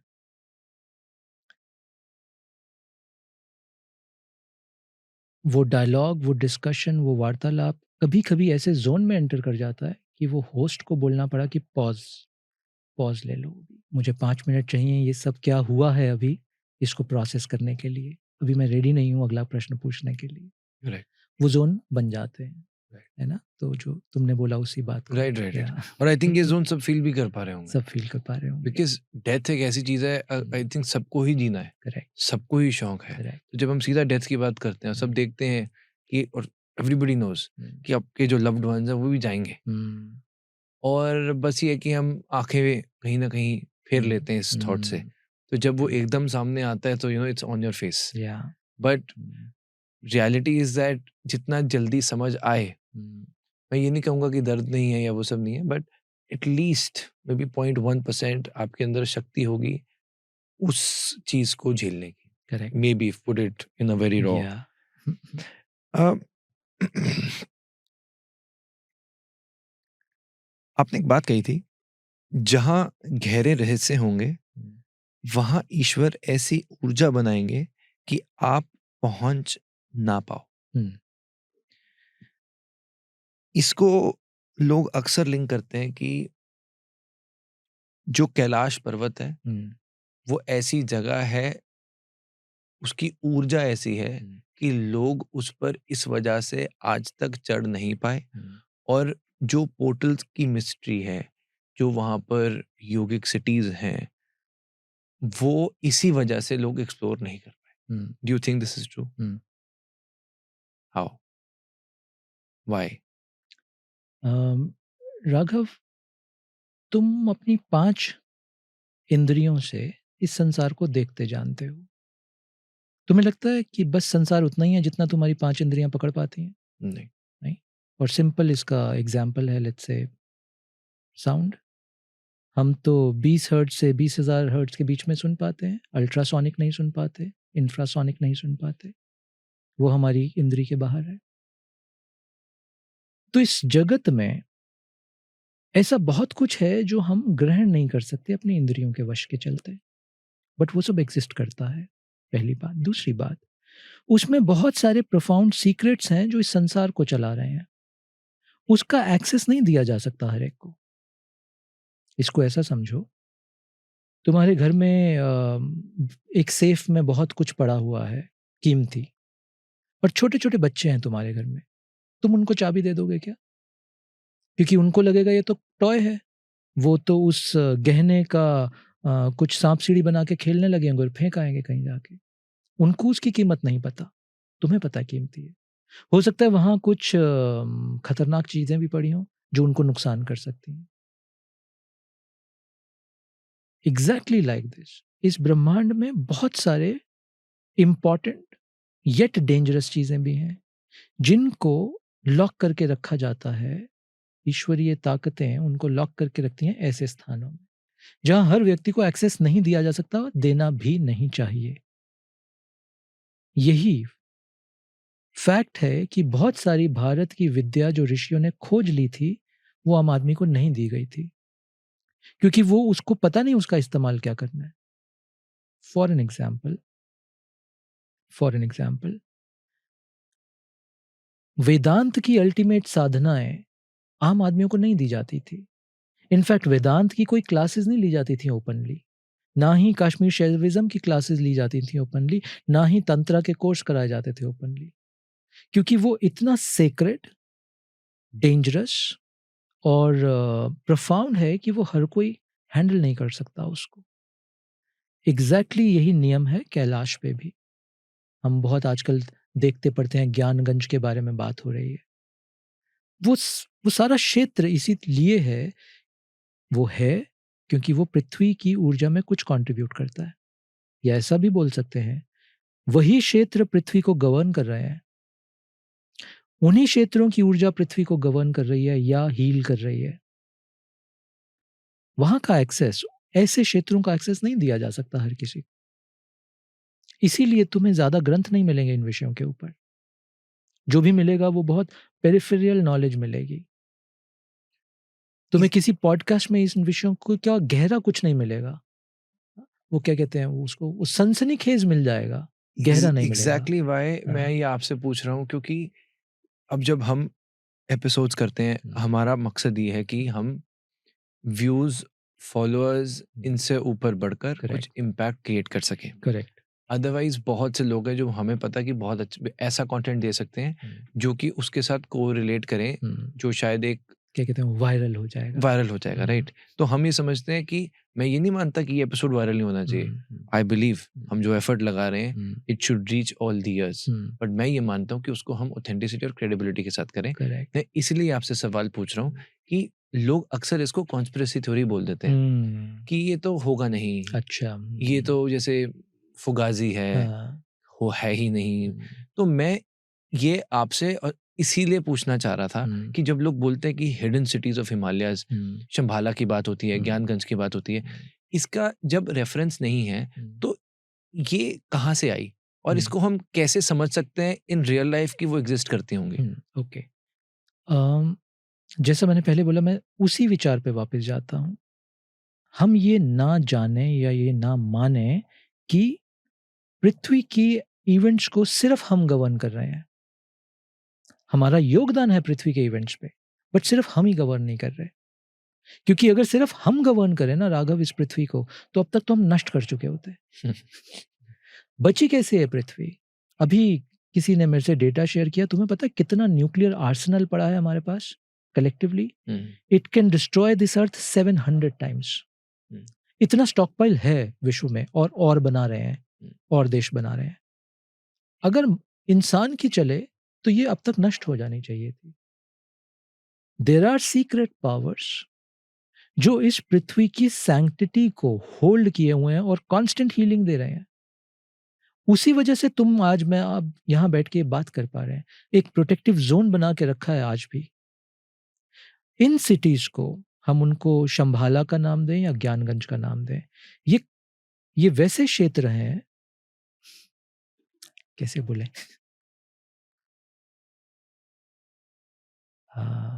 मैं जनरल टर्म्स यूज करता हूँ। हायर बीइंग्स ड्वेल कर रही हैं इन क्षेत्रों में, और इन क्षेत्रों का एक्सेस नहीं है मानवता के पास। पहली बात, करंट फॉर्म ऑफ मानवता के पास। बट जो भी करंट फॉर्मेट से बाहर निकलेगा, current format of thinking believing से जो एग्जिट करेगा, उनको एक्सेस मिल जाएगा इन जगहों का, इफ दे नीड और इफ दे आर नीडेड। अगर उनका कोई काम है तो उनको एक्सेस मिल जाएगा। दूसरी बात, तीसरा, ये बहुत प्रोटेक्टिव जोन है। लोग कितना भी प्रयास कर लें, करंट लेवल जो हमारी चेतना का है, उससे तो ना हम इसको समझ सकते हैं।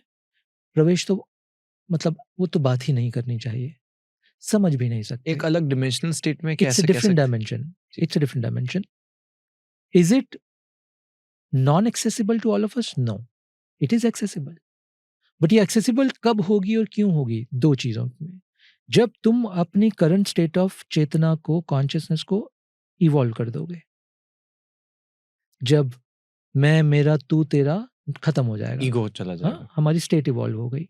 दूसरा, अगर ईश्वर ने तुम्हें चुना है उस कार्य में किसी इन्वॉल्वमेंट के लिए, तो तुम्हें वहां का प्रवेश मिलेगा या एक्सेस पॉइंट मिलेगा। इसको इनडायरेक्टली हम ये समझ सकते हैं कि कुछ ऐसे जैसे आपने हायर बीइंग्स कहा, तो अगर इसको हम कहें कि हमारे ऐसे कुछ योगी हैं जो कि ऐसे ऋषि हैं जो कि कंसिस्टेंटली वहां पर मेडिटेशंस कर रहे हैं, जिस वजह से जैसे आपने कहा कि ये दुनिया भी प्रोटेक्टिव है। करेक्ट। क्या आपने अपनी कभी साधना में वहां का इस विषय पे नहीं बात करेंगे। बट एक्सपीरियंशियल है? हम्म। क्योंकि हमारे पहले कुछ एपिसोड्स में कईयों ने अपना एक्सपीरियंस भी बताया कि बहुत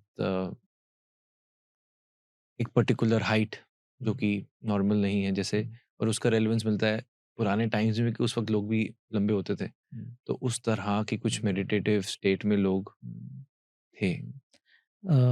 एज ए सेट की बहुत गहरे ध्यान की अवस्था में अगर आपकी चेतना एलिवेटेड है, you can get some glimpses of that, और उस बारे में कई लोग शायद बात करते होंगे। राइट। बट वो एक सिटी की तरह होगा? जिस तरह से सिटी को तुम मैं जानते हैं उस तरह से नहीं। इट्स अ फील्ड समझते हो? जैसे साइंटिफिक टर्म में आजकल फील्ड की बात होती है, हाँ? वो एक फील्ड जैसा है, वो ज्योग्राफिकल नहीं है, इट्स अ फील्ड। एक सतयुग बोला जा सकता है? नहीं, वो टाइम डायमेंशन में है। सत्ययुग, कलयुग, ये लीनियर टाइम डायमेंशन पे है, हाँ? बट जब हम ऐसे फील्ड की बात करते हैं, तो वो समय, हाँ ये ठीक रहेगा बोलना, वो समय यानी काल और स्थान की सीमा से परे है। आपका जितना समझ और अंडरस्टैंडिंग इस वर्ल्ड की है ना, वो टाइम और स्पेस की डायमेंशन में है। हर चीज टाइम स्पेस की डायमेंशन में। ये जो फील्ड की हम बात कर रहे हैं, ये टाइम और स्पेस की डायमेंशन के परे है। अगर ये स्पेस की डायमेंशन के परे है, तो तुम ये नहीं बोल सकते कि ये सिर्फ तिब्बत के ऊपर है। चंग्रीला। हाँ, और अगर ये टाइम की डायमेंशन के परे है, तो तुम ये नहीं बोल सकते कि यह क्या सतयुग जैसा है। तो एजलेस हो गया ना फिर तो। एजलेस है। तो इट्स दैट इज वाई जो सही शब्द अंग्रेजी का हम यूज करें, कह भी दें बात और रोक भी लें अपनी बात को, तो फील्ड, ये एक फील्ड है। आपने ये क्यों कहा कि वहां पे अगर अलाउंस होती है तो यहाँ से भी लोग वहां जा सकते हैं, तो यहाँ से किसको वहां अलाउंस मिलेगा और क्यों मिलेगा? ऐसा नहीं कि यहाँ के लोग वहाँ जा सकते हैं। अभी पीछे हमने बात की थी कम्युनिकेशन नेटवर्क की, राइट? इसको ऐसे समझो। मैं थोड़ा सीधा-सीधा नहीं बोल रहा हूँ मैं। फिर भी उतना बोल रहा हूँ कि समझदार व्यक्ति इस बात का एसेंस समझ जाएगा। ये टाइम और स्पेस के परे एक फील्ड है। इस फील्ड में जाने-आने जैसा कुछ नहीं है। इस फील्ड के साथ कम्युनिकेशन लिंक है। कल तुम जब राघव अपनी साधना में अपनी चेतना को इतना एलिवेट कर लोगे, तो तुम्हारे कम्युनिकेशन लिंक को वहाँ एस्टैब्लिश करने की परमिशन मिल जाएगी। अगर तुम्हारा उस फील्ड के साथ कुछ काम होगा तो, राइट? अब ये जाने-आने के परे है। It's simple way of communicating, और तुम आँख बंद करके बैठोगे, वो जॉइन होगा कम्युनिकेशन, और जो तुम्हें कहना, सुनना, समझना है वो डाउनलोड हो जाएगा। और जो तुम्हारा आगे के एक्शन, आगे के थॉट्स अलाइन होने हैं, उसके हिसाब से वो अलाइन कर दिए जाएंगे। But why only Kailash? Kailash एक बहुत सेक्रेड जोन है, तो इसलिए ये सारी थियरी कैलाश, तिब्बत, उस रीजन के आसपास घूम रही है, because of the inaccessibility of that space. And जो स्पेस की एसोसिएशन बुद्ध, और बुद्ध से कई साल पहले जैनिज्म में भी जैनिज्म, ऋषभ देव। महावीर और ऋषभ देव से भी कई समय पहले शिव के साथ हुई है। इसके चलते उस स्पेस को हमने लॉक कर दिया इन मिस्टिकल सिटीज के साथ। बट जो चीज़ समय स्थान के परे है, वो कहीं उसका एक जोग्राफिकल लोकेशन नहीं होता। But our mind things like that ना, हम तो स्पेस टाइम की डायमेंशन में ही सोच समझ सकते हैं। Right, right. Kasar Devi mystery क्या है? कसार देवी जो अभी हमने बात की ना, वो एक पोर्टल जैसा है। बहुत स्ट्रांग ऊर्जा का प्रभाव है वहाँ। ध्यान करना बहुत सहज होगा। भीतर की छुपी हुई डायमेंशंस को, अपने भीतर की छुपी हुई डायमेंशंस को एक्सेस करना बहुत सहज होगा वहाँ पे। अपनी मन की बाउंड्रीज को तोड़ देना बहुत सहज होगा वहाँ पे, और किसी और अद्वितीय फील्ड को एक्सेस करना बहुत ईज़ी होगा वहाँ। फिर रोक रहा हूँ अपने आप को, बाहर के फील्ड की बात मत करो। बट ये बहुत सेक्रेड स्पेसेस हैं। अगर तुम्हारे मन का भाव कुछ पाने वाला है वहाँ पे, तुम सिर्फ एक अनुभव की तलाश में जा रहे हो, तो प्लीज़ ये बात भी साथ में जान लो, अध्यात्म अनुभव का विषय नहीं है। यहाँ अनुभव से मेरा कहने का अर्थ है, डोंट बी एक्सपीरियंस चेजर्स। सत्य की तरफ बढ़ो, क्योंकि अनुभव आज आएगा, कल चला जाएगा, तुम्हारा हाथ खाली का खाली रहेगा। ईश्वर अगर आ गए ना हाथ में, तो भर गए सदा के लिए। जय हो। हाँ, राइट, राइट। सो कसार देवी ये एक जगह है हिमालय में? उत्तराखंड में। उत्तराखंड में। उत्तराखंड में ओके, नॉन स्पेस है, नॉन ओके, स्पेस है। राइट। और थैंकफुली अभी तक वो टूरिस्ट हॉटस्पॉट नहीं बना है। अब बन जाएगी। I wish no. जो भी मित्र ये सुन के अगर प्रेरित हों कसार देवी जाने के लिए, उसको बहुत सेक्रेट तरीके से एक्सेस करना। वहाँ कैमरा फोटो के लिए मत जाना, वहाँ सिर्फ साधना के लिए जाना। ऐसी किसी भी स्थान को अपने मन के चलते ना तो दूषित करो, ना ही किसी तीर्थ के अलावा किसी और भाव को लेके गए, तो वो तुम्हारी साधना के लिए भी ठीक नहीं है। क्योंकि आपका काशी से भी बड़ा निजी संबंध है।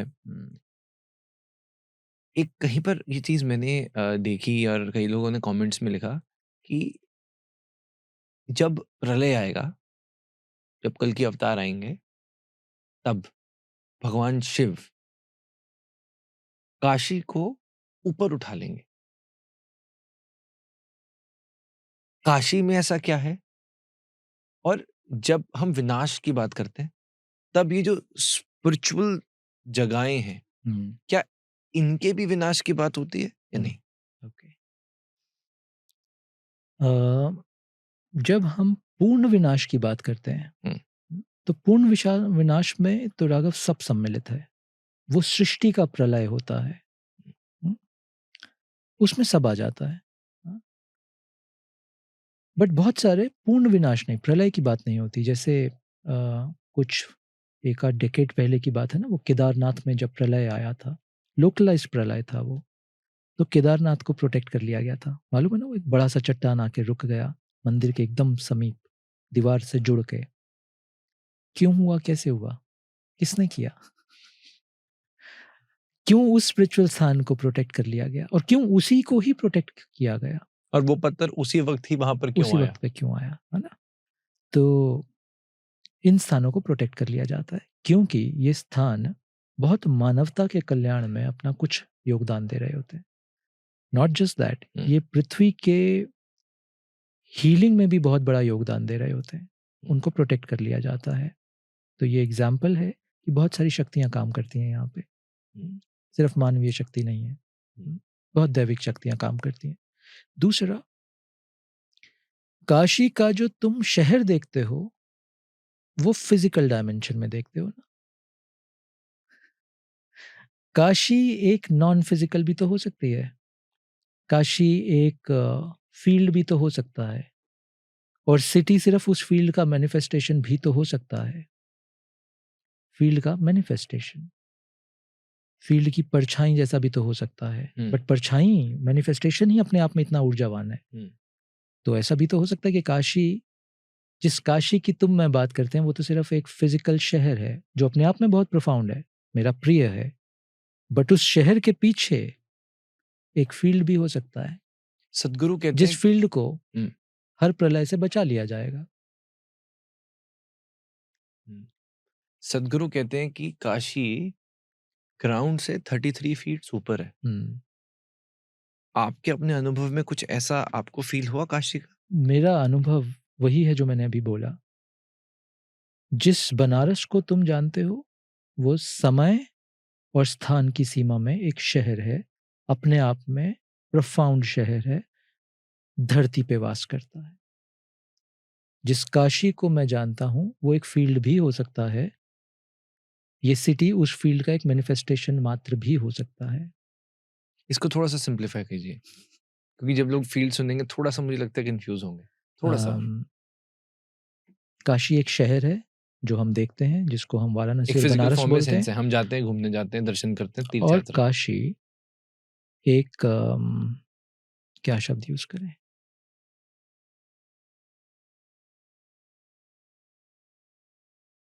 मुझे कोई और शब्द आ नहीं रहा।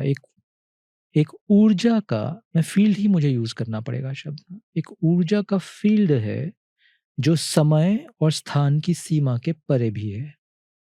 और वो वहीं पर है, समय स्थान की सीमा के परे। जाते जाते अगर मैं आपसे कहूं कि आपके लिए वर्णन अगेन पॉसिबल नहीं है, पर कुछ तो वजह ही होती है।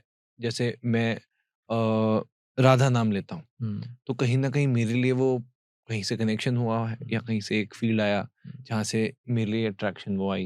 हालांकि मेरी मम्मी ने मेरा नाम राघव इसलिए रखा था बिकॉज वो भगवान राम के बहुत अच्छा। उनके लिए आराध्य रहे हैं। तो आपके जीवन में अगर शिव आए हैं, तो आप उस शिव को किस तरह से डिफाइन करेंगे? मेरे लिए राघव शिव सगुण भी हैं और निर्गुण भी हैं। मेरी अवस्था पे डिपेंड करता है। कभी मेरी अवस्था बड़ी सगुण की अवस्था होती है, तो मेरे लिए शिव फॉर्म बन जाते हैं। और कई दिन मेरी अवस्था बड़ी निर्गुण की होती है, तो मेरे लिए पूरा ब्रह्मांड शिव होता है।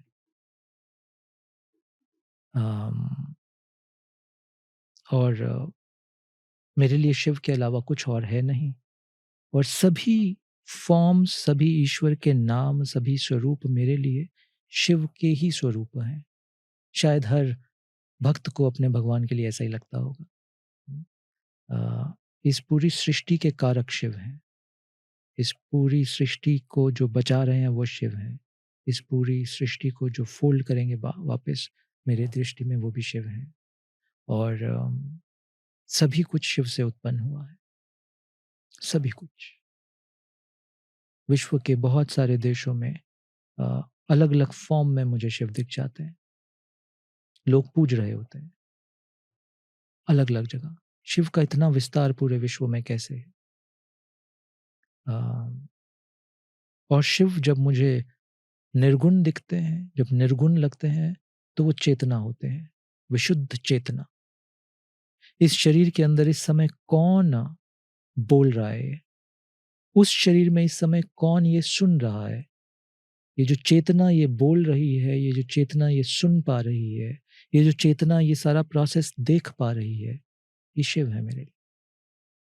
वो वहां बैठ के भी वही चेतना देख रही है, यहां बैठ के भी बोलते हुए भी ये चेतना पीछे से देख रही है मुझे बोलते हुए।